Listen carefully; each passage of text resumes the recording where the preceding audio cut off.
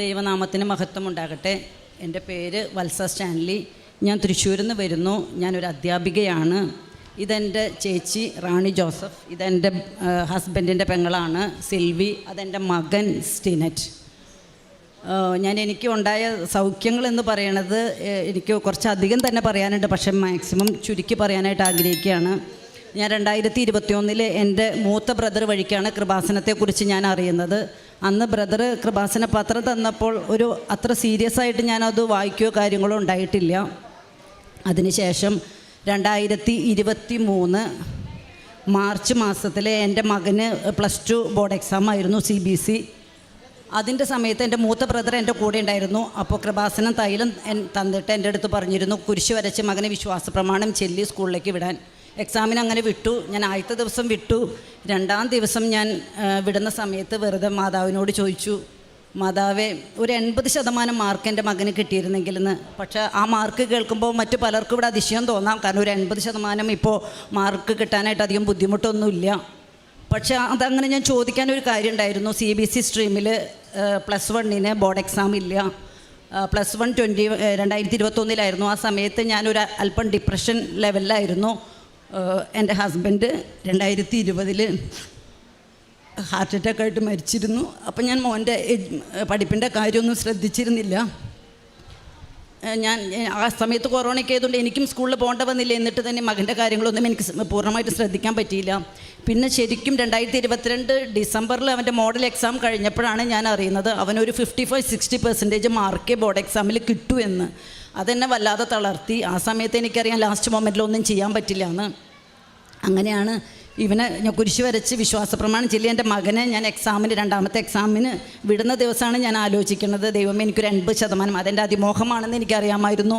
ഞാൻ അതപ്പം തന്നെ ഒന്നുമില്ലാത്ത രീതിയിൽ അവസാനിപ്പിച്ചു. ആ എക്സാം അങ്ങനെ കഴിഞ്ഞു. അത് കഴിഞ്ഞ് അതിൻ്റെ കാര്യങ്ങൾ ഞാൻ വഴിയെ പറയാം. എൻ്റെ ഭർത്താവിൻ്റെ പെങ്ങൾക്ക് 2023 ഏപ്രിലിൽ ബ്രസ്റ്റ് ക്യാൻസർ ഐഡൻറ്റിഫൈ ചെയ്യാണ്. അതിൻ്റെ ടെസ്റ്റും കാര്യങ്ങളും സർജറിക്കുള്ള കാര്യങ്ങളെക്കുറിച്ചുള്ള ഡിസ്കഷനും കാര്യങ്ങളും കൂടെ കടന്നു പോയിക്കൊണ്ടിരിക്കുകയായിരുന്നു. അപ്പോൾ എൻ്റെ ബ്രദറും ഞാനും കൂടിയിട്ട് ആ മകളുടെ വീട്ടിൽ പോവുകയും ഉടമ്പടി തൈലവും ഉപ്പൊക്കെ കൊടുത്തു, ആ പ്രാർത്ഥനാ പുസ്തകം കൊടുത്തു. ഒരു CSI വിശ്വാസിയാണ് എൻ്റെ ബ്രദറിൻ്റെ പെങ്ങൾ. ഞാനും എൻ്റെ ഹസ്ബൻഡും CSI ഇതാണ്. ഞാൻ പക്ഷേ ബേസിക്കലി ഞാനൊരു റോമൻ കാത്തലിക്കാണ്. അതുകൊണ്ട് എനിക്ക് ജപമാലയും കാര്യങ്ങളൊക്കെ പ്രാർത്ഥിക്കുന്നതിൽ എനിക്ക് കുറവൊന്നും ഇല്ലായിരുന്നു. അങ്ങനെ വന്നുകൊണ്ടിരുന്ന ആ സമയത്ത് മകളുടെ സർജറിയുടെ ഡേറ്റ് നമുക്ക് ഫിക്സ് ചെയ്യാൻ പറ്റിയിട്ടുണ്ടായിരുന്നില്ല. കുറേ കോംപ്ലിക്കേഷൻസ് ഉണ്ടായിരുന്നു, അത് നടന്നുകൊണ്ടിരിക്കുകയായിരുന്നു. അതിൻ്റെ ഇടയിൽ ചേച്ചിക്ക് മെയ് മാസത്തിൽ ഒരു തൈറോയിഡിൻ്റെ ഒരു പ്രശ്നമില്ലായിരുന്നു. കാരണം 8-9 വർഷമായിട്ട് തൈറോയിഡിൻ്റെ ഒരു ഗ്ലാൻഡിന് ഒരു നൊഡ്യൂൾസ് ഉണ്ടെന്ന് പറഞ്ഞു. പക്ഷേ അതൊരു പ്രോബ്ലം ഉള്ളതല്ല, സർജറിയുടെ ആവശ്യമില്ല, മെഡിസിൻ്റെ ആവശ്യമില്ല. അത് നോർമലി ഒരു 3 മാസം കൂടുമ്പോഴുള്ള TSH ചെക്കപ്പൊക്കെ ഉണ്ടായിരുന്നു, എല്ലാം നോർമലായിരുന്നു. പക്ഷെ പെട്ടെന്ന് മെയ്യിൽ അതൊരു പ്രശ്നമായിട്ട് തോന്നുകയും ഡോക്ടർ സർജറി ചെയ്യാൻ പറയുകയും സർജറി ചെയ്തു. സർജറി നോർമൽ സർജറി ആയിരുന്നു. പക്ഷേ സർജറിയുടെ റിപ്പോർട്ട് വന്നപ്പോൾ പാത്തോളജിക്കൽ റിപ്പോർട്ടിൽ അതൊരു തൈറോയ്ഡ് ക്യാൻസറിൻ്റെ കാര്യങ്ങൾ സെൽസ് ഉണ്ടായിരുന്നു, പാപ്പിലറി കാർസിനോമ അതിൽ ഡിറ്റക്റ്റ് ചെയ്തു. അത് സത്യം പറഞ്ഞു കഴിഞ്ഞാൽ എന്നെ വളരെ അധികം തളർത്തി. കാരണം എനിക്ക് എൻ്റെ ഭർത്താവിൻ്റെ പെങ്ങൾ എൻ്റെ സിസ്റ്ററെ പോലെ തന്നെയായിരുന്നു. അപ്പോൾ 2 പേർക്കും ഒരേ സമയം വന്നത് എന്നെ വല്ലാതെ വേദനിപ്പിച്ചു. അത് കഴിഞ്ഞ് ചേച്ചിക്ക് ഇത് കഴിഞ്ഞതിന് ശേഷം ട്രീറ്റ്മെൻറ്റിന് മുമ്പായിട്ട് അച്ഛനെ വന്ന് കാണാനായിട്ട് ഇവിടെ വന്നു. ചേച്ചി ഉടമ്പടി എടുത്തു. ചേച്ചി ഉടമ്പടി എടുക്കാൻ വരുന്നത് മെയ് 25 2023 മെയ് 25 ചേച്ചിക്ക് കൂട്ടായിട്ട് ഞാൻ വന്നു. ചേച്ചി ഉടമ്പടി എടുക്കാൻ പോണ സമയത്ത് ഞാനിവിടെ താഴെയിരുന്നു. അപ്പോഴും ചേച്ചിക്ക് വേണ്ടി പ്രാർത്ഥിച്ചു കൊണ്ടിരുന്നു. അപ്പോഴും എനിക്ക് ഉടമ്പടി എടുക്കണമെന്ന് എൻ്റെ മനസ്സിൽ തോന്നിയില്ല. അവിടെ ഇരുന്ന് പ്രാർത്ഥിച്ചു. കുറേ നേരം വെറുതെ ഇരുന്നു. കുറച്ച് കഴിഞ്ഞപ്പോൾ ഞാൻ മാതാവിനോട് ചോദിച്ചു, മാതാവേ, ഇവിടെ എന്താണ്? ഞാൻ മാതാവിലും ഈശോയിലും വിശ്വസിക്കുന്ന ഒരു വ്യക്തിയാണ്, പക്ഷേ ഇവിടെ എന്താണ് സത്യത്തിൽ? എനിക്ക് മാതാവ് ഒന്ന് വെളിപ്പെടുത്തി തരുമോ എന്ന് ഞാൻ ചോദിച്ചു. ആ നിമിഷം എൻ്റെ ചെറിയ മകൻ്റെ സ്റ്റിനറ്റ് എന്നുള്ള ഒരു പേരാണ് എൻ്റെ വായിൽ വന്നത്. ഇതെന്താ എൻ്റെ നാവിൽ അങ്ങനെ വരുന്നതെന്ന് ഞാൻ ആലോചിച്ചു. അപ്പോഴാണ് ഞാൻ ആലോചിക്കുന്നത്, എൻ്റെ മകന് +2 റിസൾട്ട് വന്നിട്ടുണ്ട്, 80% മാർക്കായിരുന്നു. അന്ന് ഞാൻ ദൈവത്തോട് മാതാവിനോട് ആവശ്യപ്പെട്ട അതേ മാർക്ക്. അതിനുശേഷം ചേച്ചി ഉടമ്പടി എടുത്തിട്ട് താഴെ വന്ന് ഈ റിപ്പോർട്ട് കൊണ്ടാണ് വന്നിരിക്കുന്നത്. നമ്മളന്ന് ഉടമ്പടി എടുത്താൽ മാത്രമാണ് നമുക്ക് അച്ഛനെ ബ്ലെസ്സിങ്സ് വാങ്ങാൻ പറ്റുള്ളൂ. അതിന് ചേച്ചി ഉടമ്പടി എടുത്തതിന് ശേഷം അച്ഛനെ കാണാനായിട്ട് ആ റൂമിൽ ടോക്കൺ എടുക്കാൻ വെയിറ്റ് ചെയ്യുന്ന സമയത്ത് ചേച്ചിക്ക് ടോക്കൺ കിട്ടിയില്ല. കാരണം ഫസ്റ്റ് നമ്മളുടെ ഉടമ്പടി എടുത്ത സെയിം ഡേ തന്നെ ശരിക്കും അന്ന് പ്രായോഗികമായിട്ടുള്ളൊരു കാര്യമല്ല അച്ഛനെ കാണാമെന്നുള്ളത്. ചേച്ചിയുടെ പുറകിൽ ഒരു അമ്മയും മകളും ഉണ്ടായിരുന്നു. ചേച്ചി പുറത്തേക്ക് ഇറങ്ങി കാണാൻ പറ്റില്ല എന്ന് പറഞ്ഞപ്പോൾ, പക്ഷേ ഈ റിപ്പോർട്ട് പുറകിൽ നിന്ന് മകൾ ശ്രദ്ധിച്ചിരുന്നു. ആ മകൾ പുറത്തേക്ക് വന്ന റിപ്പോർട്ട് ചേച്ചിയുടെ കയ്യിൽ നിന്ന് വാങ്ങിച്ചു. അതൊരു ENT ഡോക്ടറായിരുന്നു. അവർ ആ റൂമിലേക്ക് കയറി ചെന്ന് അതിൻ്റെ കാര്യത്തിൻ്റെ ഗൗരവം പറഞ്ഞു. ചേച്ചിക്ക് അച്ഛനെ കാണാൻ പറ്റി, അച്ഛൻ്റെ ബ്ലെസ്സിങ്സ് വാങ്ങാനും സാധിച്ചു. അതിനുശേഷം ഞാൻ ചേച്ചി അച്ഛൻ്റെ അടുത്ത് ബ്ലെസ്സിങ് വാങ്ങാൻ വരുമ്പോൾ ഞാൻ പുറത്തേക്ക് നിന്നു. പുറത്ത് നിന്ന് ആ മാതാവിൻ്റെ മുമ്പിൽ നിൽക്കുമ്പോൾ ഈ അമ്മയും മകളോടും അവർ ഓൺ ദ വേ, ഞങ്ങൾ പോകുന്ന വഴിയാണ്, അപ്പോൾ അവരെ ഡ്രോപ്പ് ചെയ്യാമെന്ന് പറഞ്ഞു. അവരെ ഫസ്റ്റ് ടൈമാണ് ഞാൻ കാണുന്നത്. ആ മകളോട് ഞാൻ വെറുതെ ചോദിക്കാം, അതൊരു ഡോക്ടറാണ്, ENT ഡോക്ടറാണ്. ഞാൻ ചോദിക്കാം, മകളെ എനിക്കെന്തെങ്കിലും വിഷമമുണ്ടോ, ഇവിടെ ഒന്ന് തൊട്ട് നോക്കാവോ എന്ന് പറഞ്ഞിട്ട് ഞാൻ എൻ്റെ നെക്കൊന്ന് കാണിച്ചു കൊടുക്കുക. ആ കുട്ടി വിരൽ വെച്ചിട്ട് ജസ്റ്റ് ഒന്ന് തൊട്ടു.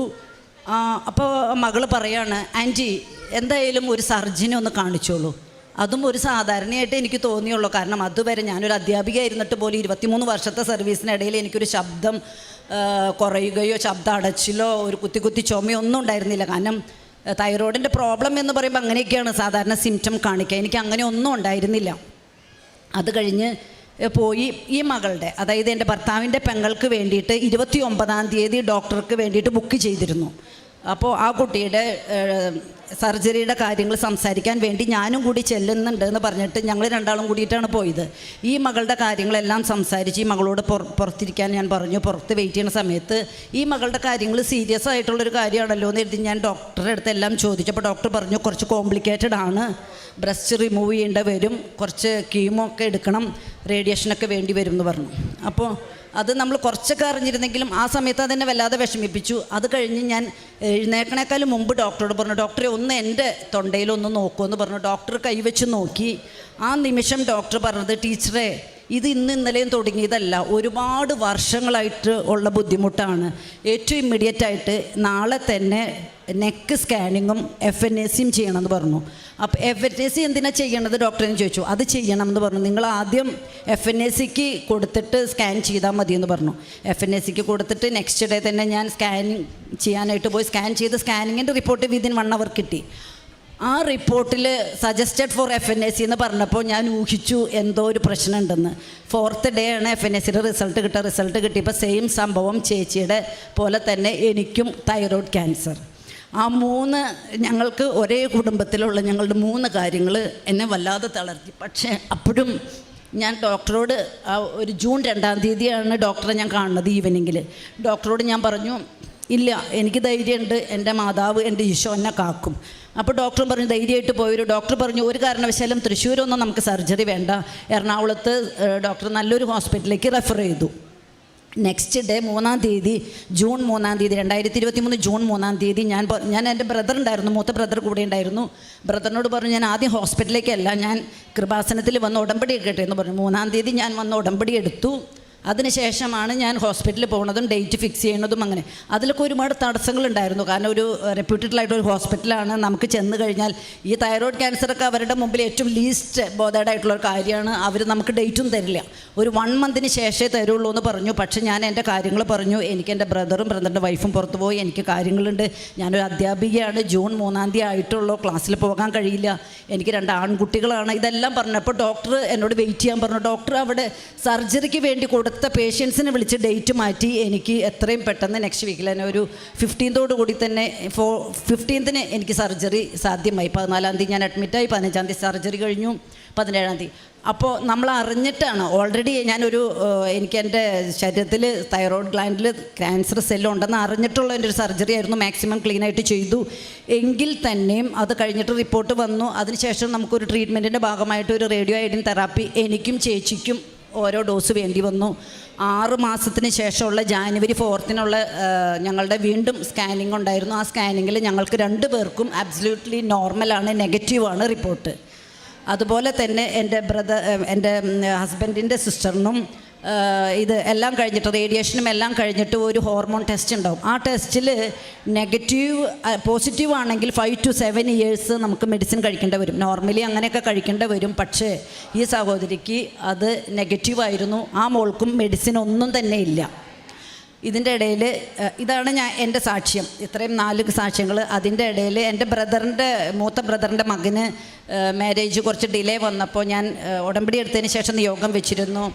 സമയത്തിൻ്റെ മേൽ അധികാരമുള്ള മാതാവേ, ഡിസംബർ 31 2023 ഡിസംബർ 31 ഈ മകൻ്റെ വിവാഹത്തിൻ്റെ കാര്യത്തിൽ എനിക്കൊരു ഉറപ്പ് നൽകി അനുഗ്രഹിക്കണമെന്ന്. അതുപോലെ തന്നെ ഡിസംബർ 30 മകൻ്റെ മാരേജ് ഫിക്സേഷൻ കഴിഞ്ഞു. ഈ ലാസ്റ്റ് ഏപ്രിൽ 14 മകൻ്റെ മാരേജും കഴിഞ്ഞു. സന്തോഷമായിട്ടിരിക്കുന്നു.